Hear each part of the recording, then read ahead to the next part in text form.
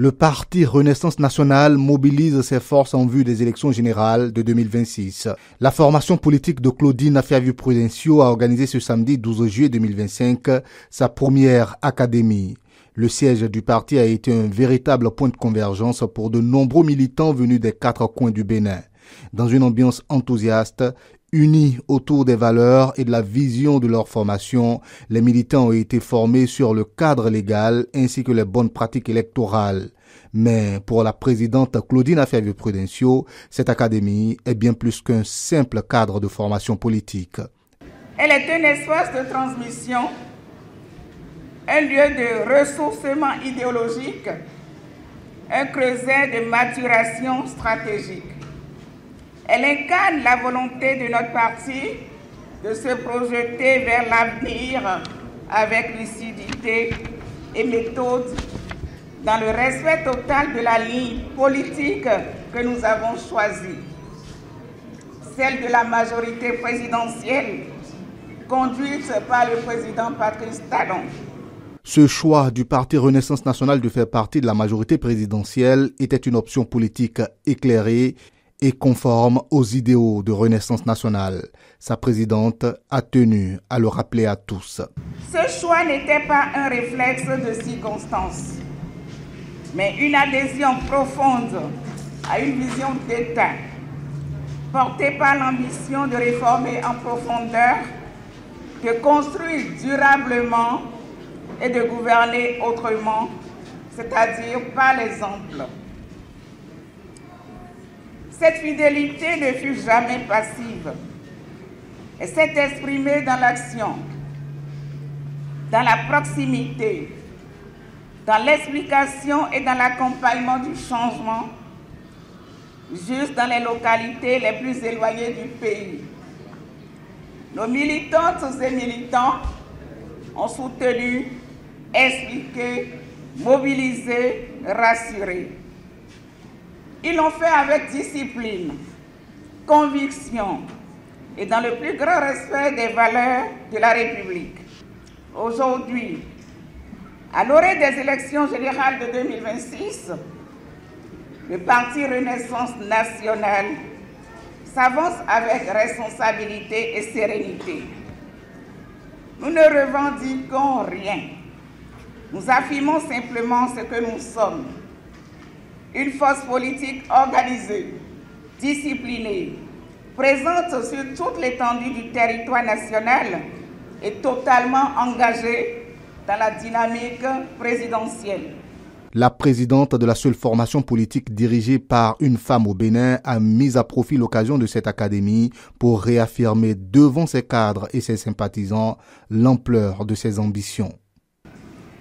Notre ambition est claire. Consolider notre ancrage territorial, participer pleinement à la gouvernance locale et parlementaire et continuer à être une voie de stabilité, de loyauté et de service public pour le développement. À travers cette académie, nous formons nos cadres, nous structurons nos réseaux, nous affûtons nos réflexions, nous le faisons en parfaite cohérence avec la majorité présidentielle. À travers une communication présentée par Cyril Dikuy, vice-président de Renaissance nationale, la foule de militants présente au siège de RN ce samedi sait désormais tout sur la charte des partis politiques, le code électoral et toutes les bonnes pratiques à adopter pour hisser haut les couleurs de Renaissance nationale lors des élections générales de 2026. La Sénat a publié la date exacte où nous devons procéder au dépôt à la déclaration de candidature. S'agissant de l'élection des députés, nous devons absolument faire la déclaration de candidature le 8 novembre 2025. Pour les élections communales, le 24 octobre 2025, pour l'élection du duo président de la République, vice-président de la République, le 10 octobre 2026. Comment fait-on cette déclaration de candidature?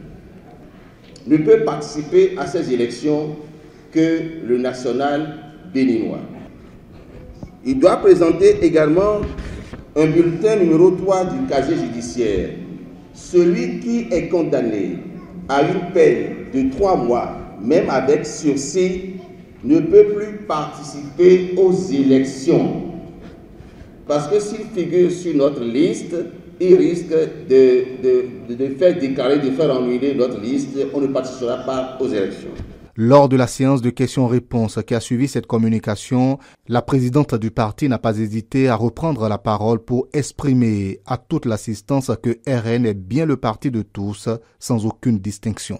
Le parti RN nous appartient à nous tous. Le parti RN est le parti de la maman qui a fait son déplacement de Boycon à Gomekalavi. Aujourd'hui, c'est son parti.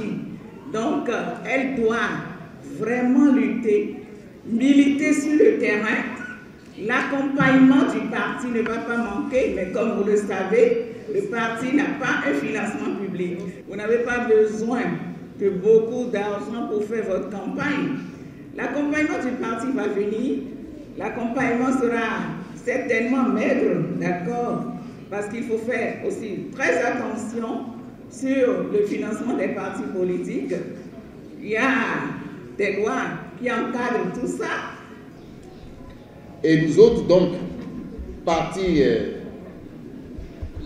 qui a une forte implication, je dirais, dans le social, feront la promotion des personnes handicapées.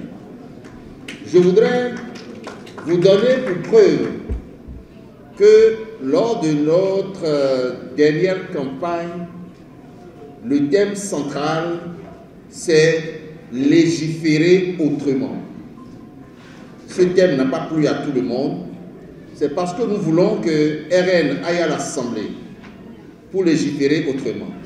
Nous voulons que RN aille à l'Assemblée pour tenir beaucoup plus compte du volet social, pour tenir compte des personnes handicapées, pour tenir compte des illettrés, comme on vient de dire, c'est pour répondre en même temps à l'autre, pour tenir compte de ceux qui ne sont pas allés à l'école parce que nos parents au village sont parfois plus intelligents que nous.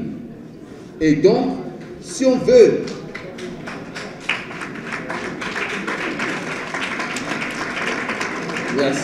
si on veut du développement de notre pays, on doit faire la promotion de ces gens-là. Nous devons faire également la promotion de ceux qui portent notre culture. Vous avez remarqué la présence des têtes couronnées ici dans cette salle. Je ne sais pas s'il y a d'autres partis qui comportent cette couche de population. Et nous voulons faire donc la promotion de tout le monde, puisque nous sommes tous des Béninois. La seconde communication a porté sur la participation du parti RN à la mise en œuvre des politiques publiques sous la présidence de Patrice Talon.